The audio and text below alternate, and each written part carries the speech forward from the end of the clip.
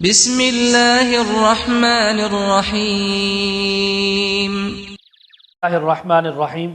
خواب میں اپنے آپ کو ننگا دیکھنا، برہنہ دیکھنا، خواب میں کسی کو برہنہ دیکھنا، خواب میں عورت کو برہنہ دیکھنا، خواب میں اپنے آپ کو آدھا برہنہ دیکھنا یا پورا برہنہ ننگا دیکھنا، ان تمام باتوں کی تعبیریں آج اس ویڈیو میں بیان ہوں گی۔ ویڈیو کو توجہ سے غور سے سننا ہے، ہمارے چینل کو ضرور سبسکرائب کرنا ہے۔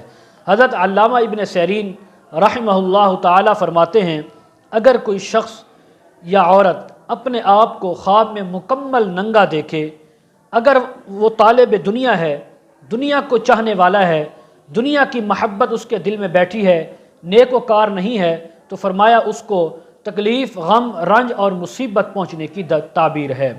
اور اگر کوئی آدمی دیکھے کہ تہ بند باندھا ہوا ہے، آدھا ننگا ہے، نیچے شلوار کی جگہ پہ تہ بند کپڑا باندھا ہوا ہے جس سے اپنی شرمگاہ کو ڈھانکا ہوا ہے، تو یہ باقی ننگا ہے۔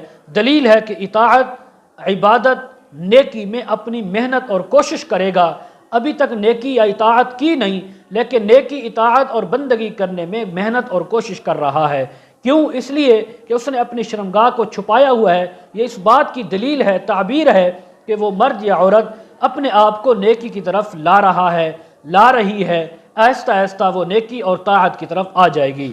حضرت جابر مغربی رحمہ اللہ فرماتے ہیں، خواب میں ننگا دیکھنا مرد ہے یا عورت، دونوں کی ایک کی تعبیر ہے، وہ یہ ہے کہ محنت کرنی پڑے گی، رسوائی اٹھانی پڑے گی، تکلیف اور مصیبت اٹھانی پڑے گی، روزی کمانے کے لیے، گھر پالنے کے لیے، اپنا پیٹ اور بچوں کا پیٹ پالنے کے لیے۔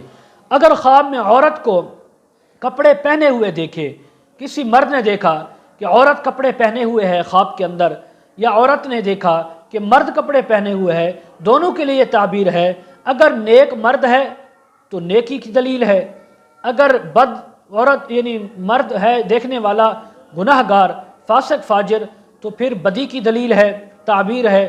عورت اسی طرح اگر نیک ہے تو پھر نیکی ملنے کی دلیل ہے۔ اگر عورت خواب دیکھنے والی بدکار ہے، فاسق، فاجر، گناہ گار ہے، تو پھر اس کو نقصان پہنچنے کی تعبیر ہے۔